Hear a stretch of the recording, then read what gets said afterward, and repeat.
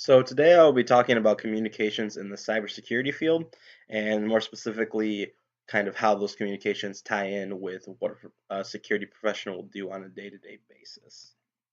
So the first type of writing that I want to talk about is expository writing, and generally this is described as presenting reasons, explanations, or steps in a process. So basically, you're just trying to persuade an individual to whatever kind of ideas or concepts that you are trying to either preach about or what you are trying to practice. Generally, this is used in cybersecurity as usually the first step in the process. So when you're a consultant and you're speaking with new potential prospects or new employees. You kind of want to, persuade them why you are important and why you are used for the business.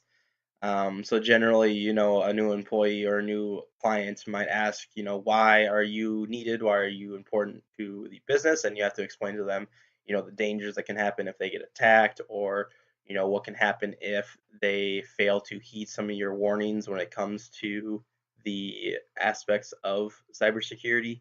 And mostly, this is just used to kind of explain to them why you are important to their kind of business. The second I want to talk about are letters and journals. This is generally the most used style of communication and probably the most important style for security professionals. So generally, it's described as you describe your findings as research in a journal or a report to your audience about the information you have researched. The information is used to help better the business and see where security practices could improve. This is generally seen through reports that you write up after you do the penetration testing and the attacks on the business. You explain to them, where their vulnerabilities are, where they can fix it, and this is basically just an overall view of what needs to be done and your overall findings on the entire project. So this is the main kind of core of what security professionals do on a day-to-day basis and what they can help practice and preach for other businesses. The final type of communications that they use are memos and emails, and this is generally used within the internal IT staff and the IT of their business. So it's generally viewed as brief correspondence from one professional in an organization to another. The emails can be really to anyone, but it allows the organization to run smoothly and efficiently. So emails are usually the main source of communication within the business. A security professional or really any professional in any kind of profession will use emails pretty much on a day-to-day basis. There's always someone you got to be emailing, either whether it be current employees, prospects, and clients. And I'll talk a little bit about them more in the audience that you're trying to view when it comes to finding all of them.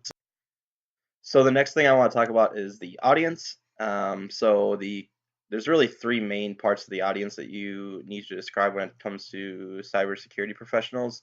So the first would be the current customers. These are very important because you need to explain to them why you are important, and you need to be able to retain them for future as future clients. Because if you can't retain them, then you're not going to have a customer base to really fall back on. So you really need to explain to them kind of why you are important to the business and why you can be beneficial to them overall. The next part of the audience that you want to kind of preach to would be the internal support employees. So these would generally be your IT staff or your penetration testers or really anyone that works for you. This is really where your primary source of emails and correspondence is going to come from. You need to be making sure that you are up to date on where the reports are at, where the attacks are at, where the penetration testing results are at, and you want to make sure that this is moving along smoothly so that you can give your current customers a quick and efficient report on what happened so that they can in turn fix what needs to be fixed for their business. Now, the last type of audience that you're kind of talking to is the prospects, and these are potential customers, people that you feel would be extremely beneficial, or people that you feel would get extremely a lot of beneficial results out of you as a security professional. So you're looking for new clients, and you're trying to explain to them why you are important to them. This is kind of where the expository writing comes into play. You need to explain to them what you can do to help their business and why you would be beneficial to them. Because if you aren't able to explain to them that concept, they're not going to want to take you on as a client, and they're not going to want to take you on overall as a business to why you can be helpful to them.